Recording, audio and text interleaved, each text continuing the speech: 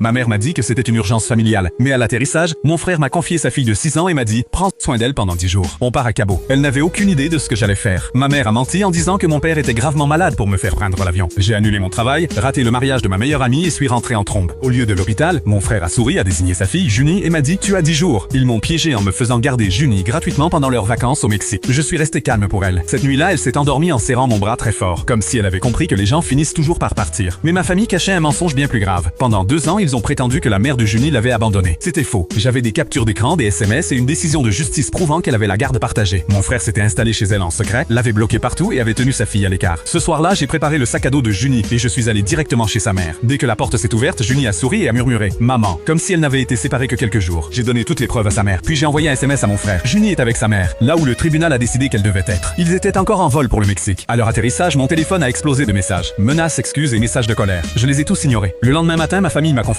Mon frère insistait sur le fait que sa mère avait abandonné Junie. J'ai discrètement posé l'ordonnance de garde sur la table. Il l'a regardée quelques secondes, puis a haussé les épaules. Garde-la. De toute façon, ma fiancée ne veut pas de l'enfant d'un autre. Un silence de mort s'est abattu sur la pièce. Pour la première fois, mes parents ont enfin compris qui il était vraiment. Je suis parti. J'ai ensuite passé des semaines à aider la mère de Junie à faire respecter l'ordonnance de garde pour que personne ne puisse plus jamais lui enlever sa fille.